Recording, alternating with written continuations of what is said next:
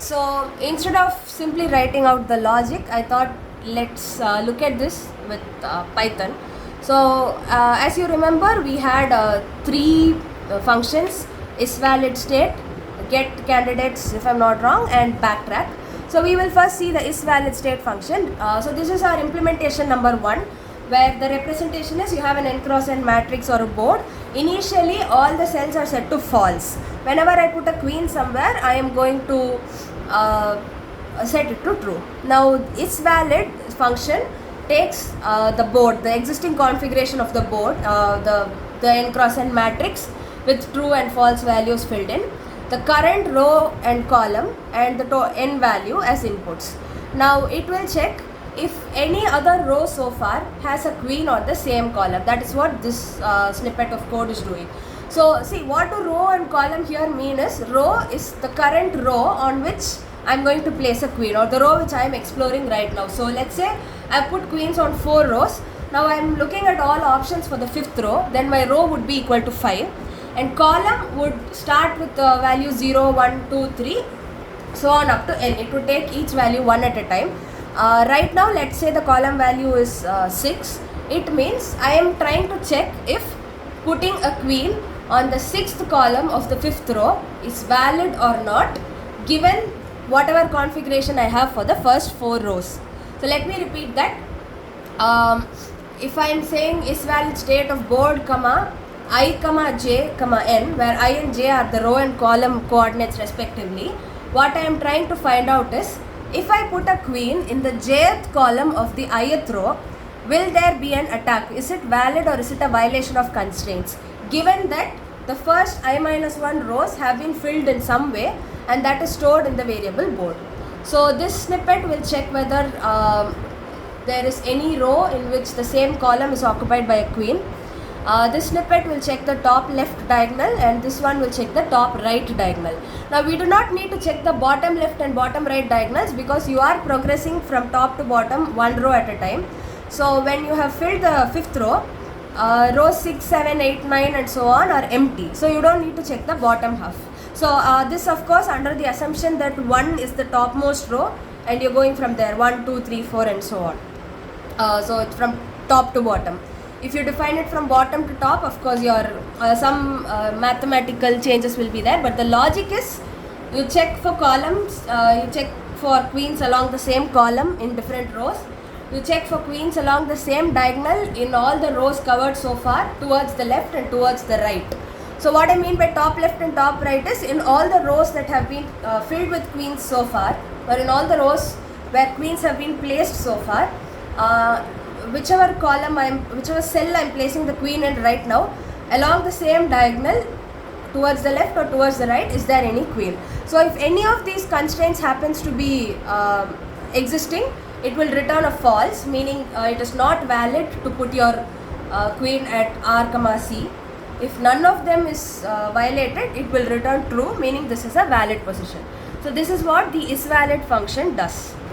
Right, so the second function we saw in our blueprint was generate states or generate candidates. So again, this function will simply give you all possibilities, which is 0, 1, 2, 3 up to n-1. I'm using a 0 based indexing here.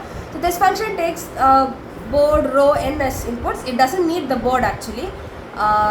It doesn't need row either. It only needs n value actually. So you can actually skip the board and row inputs, irrespective of whatever configuration you are in, which row, which column you are in, how many rows you've filled so far.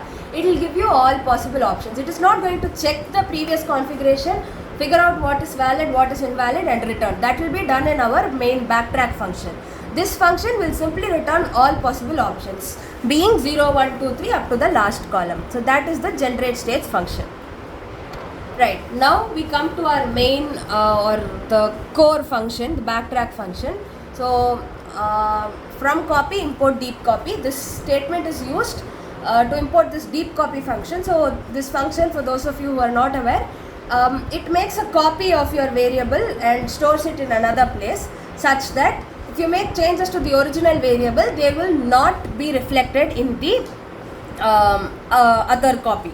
So why am I using this is, once I reach an answer state, instead of taking that answer and simply storing it in an array, I'm going to make a copy of that answer and store that in the array. So once I reach one proper configuration of a bunch of queens on the board, I'll make a copy of that board and that will be stored in my array instead of storing the same board, because once I store that answer, I'm going to backtrack, I'm going to remove the last queen and put it somewhere else. I'm going to be playing with the board again. So I don't want these changes to reflect in whatever I stored in my solutions array. So instead of directly appending the same board, I'm going to append a copy of that board, for which we use this deep copy function, which is found in your copy module or library. So you first import the library or the function, whatever, and then def backtrack, the backtrack function.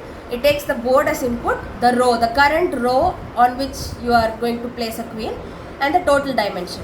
Now if row equals n, meaning you have put a queen on the last row, meaning you have reached a valid solution state, you will make a copy of the board and you will append it to solutions. Solutions being an array where you will put all your answers. So this part is straightforward. This happens only if you have put a queen in the last row. Otherwise, if you are in some intermediate state, you will generate candidates using your this function, generate states. You will take all those possibilities. For each possibility, you will check if it is valid. If it is not valid, nothing happens, so you will just move to the next candidate. If it is valid, you will set board of row of candidate equals true. Candidate here refers to the column coordinate. So you will set board of row of column equals true for that row, that column, meaning we are putting a queen there.